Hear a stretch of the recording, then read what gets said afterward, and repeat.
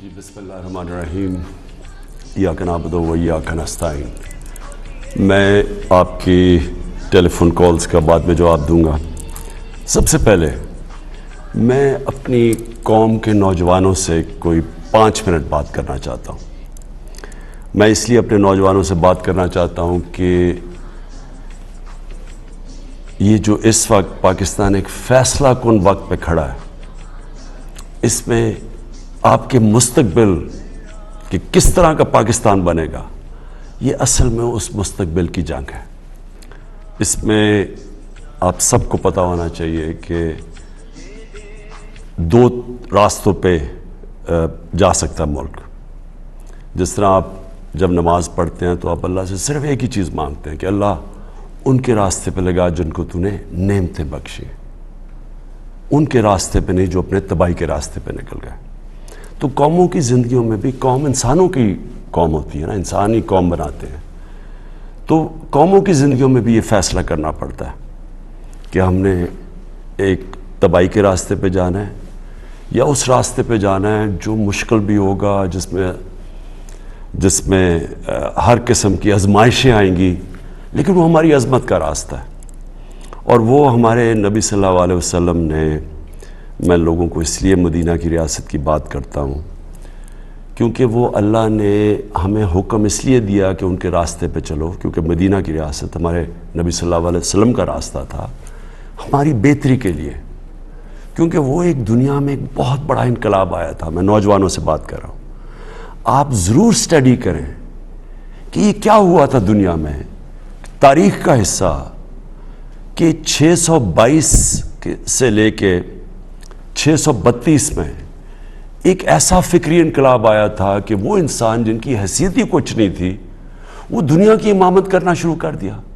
یہ ہسٹری ہے، یہ میتھولوجی نہیں ہے، یہ کوئی کہانیاں نہیں ہیں، یہ انسانی ہسٹری کا ایک چیپٹر ہے۔ یہ 10 سالوں میں انہوں نے انسانوں کو بدل دیا تھا۔ صرف کوئی 12 سے 1400 لوگ مرے تھے اس پیریڈ میں، 10 سالوں میں۔ جنگوں میں 12 سے 1400 لوگوں سے زیادہ نہیں مرے، لیکن وہ فکری انقلاب تھا، انسان چینج ہو گئے۔ اور وہ کیوں، کیسے چینج ہوئے، وہ اگر آپ نبی صلی اللہ علیہ وسلم کی زندگی پڑھ لیں، ان کی سیرت پڑھ لیں، تو آپ کو سمجھ آئے گی کہ وہ لوگ چینج کیسے ہوئے۔ آج جو پاکستان کی پولیٹکس ہے، 25 سال پہلے میں نے جو شروع کی تھی، وہ آج ادھر پہنچ گئی ہے کہ آج ساری قوم نے اس فیصلہ کرنا ہے کہ ہم نے کدھر لے کے جانا ہے اپنے ملک کو، کیونکہ آپ کے ہاتھ میں، اور نوجوانوں آپ کے ہاتھ میں ہے۔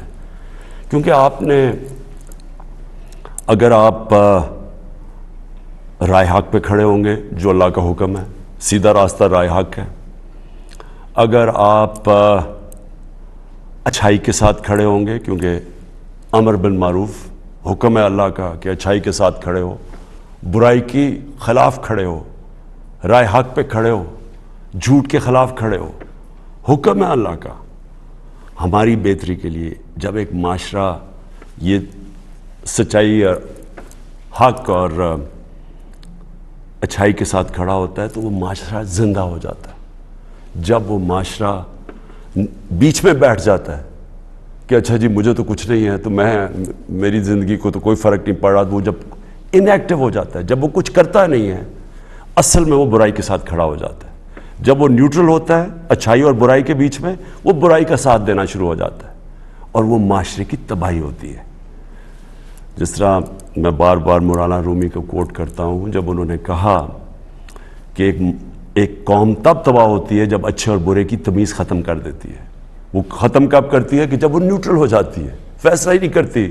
جب دیکھ رہی ہے کہ ایک طرف ملک کے اوپر کتنی بڑی سازش ہے، اور ثابت ہو گیا سازش کہ بکروں کی طرح نیلامی ہو رہی ہے سیاستدانوں کی جو ملکی لیڈرشپ ہے، اور ان کو خریدا جا رہا ہے ایک گورنمنٹ کو گرانے کے لیے۔ باہر کی سازش، باہر سے سازش شروع ہوئی، یہاں میر جعفر اور میر صادق بیٹھے ہوئے ہیں سودا کرنے کے لیے اپنے ذاتی مفادات کے لیے، ان کے ساتھ مل کے اور گورنمنٹ گرائیں۔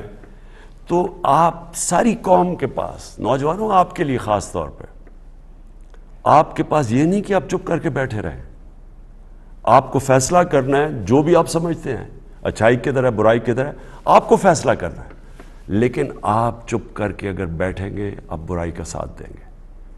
میں یہ چاہتا ہوں کہ آپ سب احتجاج کریں، آپ سب اپنی آواز بلند کریں، یہ جو سازش ہو رہی ہے میرے لیے نہیں، اپنے مستقبل کے لیے۔ اگر یہ کامیاب ہو جاتے ہیں تو یہ کیا ہوگا؟ اس کا مطلب کہ کسی باہر کی قوت کو اگر ملک کی لیڈرشپ نہیں پسند، ملک کا پرائم منسٹر نہیں پسند، تو کیا وہ 15-20 ارب روپیہ خرچ کر کے گورنمنٹ کرا دے گا؟ ایک نیوکلیر آرم پاکستان کی لیڈرشپ چینج ہو سکتی ہے، باہر کی قوت تھوڑے پیسے دے، ان کو بکروں کی طرح خریدے، ضمیر فروشوں کو، اور گورنمنٹ کرا دے۔ تو یہ تو آگے اس ملک کا تو کوئی مستقبل نہیں ہے۔ اور آپ کو میں نوجوانوں اس لیے کہہ رہا ہوں، آپ کو کوئی مستقبل نہیں ہے اس پاکستان میں، تو کوئی مستقبل نہیں ہے آپ کا۔ اس لیے تو جو زیادہ پڑھ لکھ لیتا ہے وہ باہر چلا جاتا ہے، لیکن یہ آپ کا ملک ہے، اس کے لیے آپ کو لڑنا پڑے گا۔ اور جب میں کہتا ہوں احتجاج، یہ آپ کا حق ہے۔ میں ایک زندہ معاشرے کی بات کر رہا ہوں، برطانیہ زندہ معاشرہ، کیونکہ میں یونیورسٹی بھی وہاں گیا اور میں بڑے اچھی طرح اس معاشرے کو جانتا ہوں۔ جب انہوں نے ناجائز طریقے سے جھوٹ بول کے ویپنز آف میس ڈسٹرکشن کا نام لے کے عراق کے اوپر حملہ کیا، تو 20 لاکھ لوگ نکلے احتجاج کرنے کے لیے، پرامن احتجاج، کوئی گملہ نہیں ٹوٹا، کوئی توڑ پھوڑ نہیں، پرامن احتجاج، کیونکہ انہوں نے کہا یہ آپ غلط کر رہے ہیں، یہ برائی ہے کہ جھوٹ بول کے کسی قوم کے اوپر حملہ کرنا۔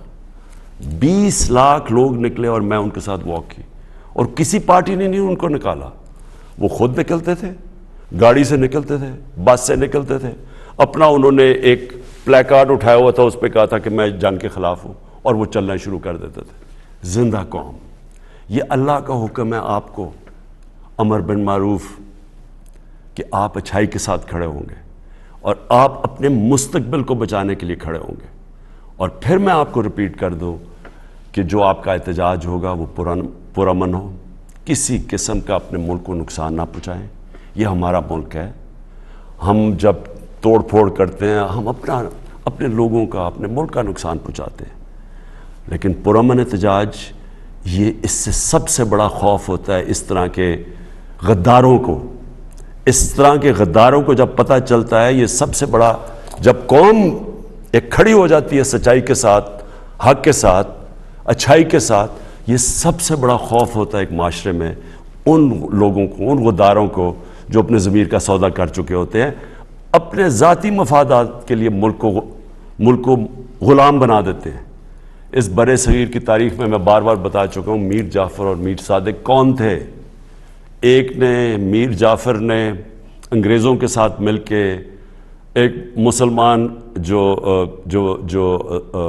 حاکم تھا سراج الدولہ، اس کو میر جعفر نے انگریزوں کے ساتھ مل کے گرایا، اس کو فائدہ ہوا ذاتی طور پہ، اور قوم ان کی غلام ہوگی۔ اور جو مشکلات گزری وہ بنگال کے، اس کے بعد آپ تاریخ پڑھیں، جو لوگوں کا انہوں نے خون چوسا، اور اسی طرح ٹیپو سلطان کو گرانے والا انگریزوں کے ساتھ مل کے میر صادق تھا۔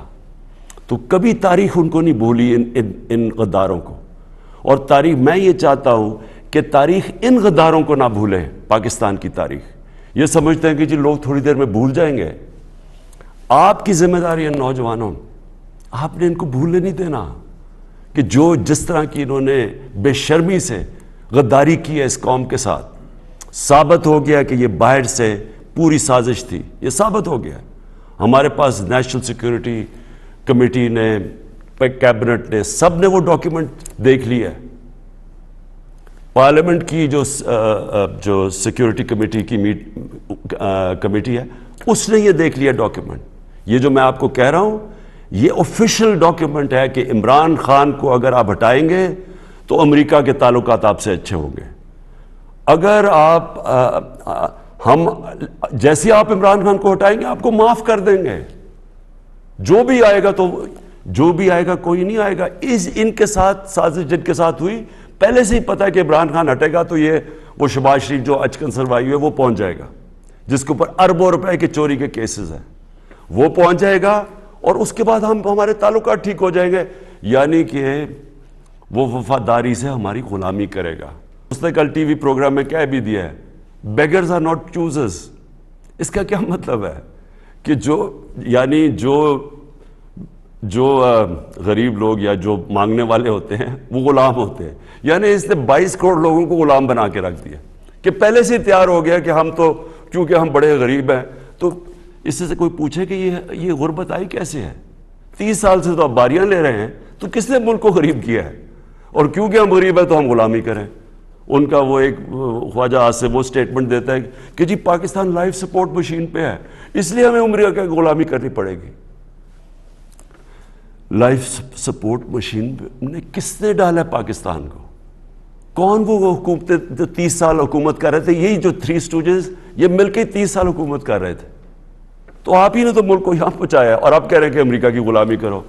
تو میں نوجوانوں آپ کو بات جو آخر میں کہتا ہوں، اس کے بعد میں سوالات لیتا ہوں لوگوں کے، کہ دیکھیں قومیں، وہ کہتے ہیں نا وہ طفل کیا گرے گا جو گھٹنوں کے بل چلے۔ پہلے اگر آپ گھٹنوں کے اوپر آپ نے کیا گرنا ہے؟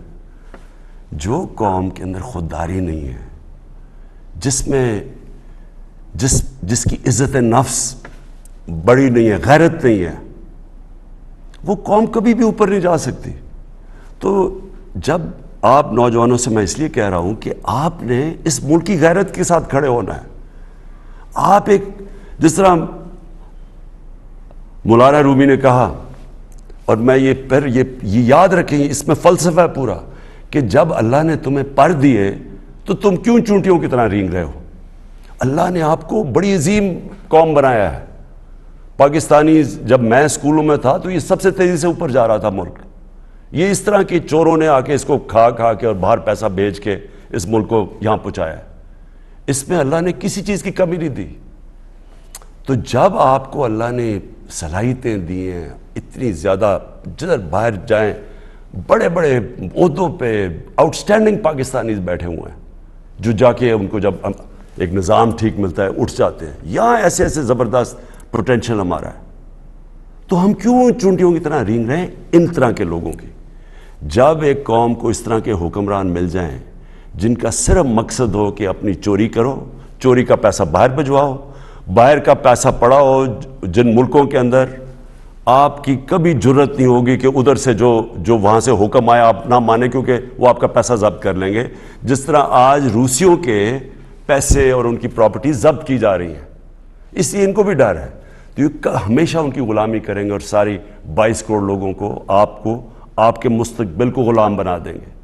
تو میں چاہتا ہوں کہ آج اور کل میں آپ سب کا چاہتا ہوں کہ آپ احتجاج کریں، آپ اپنے ملک کی ایک آزاد خوددار پاکستان کے لیے، ایک آزاد خوددار پاکستان جس میں آپ کا مستقبل ہے، اس کے لیے میں سب کو چاہتا ہوں کہ پرامن آپ سب احتجاج کریں۔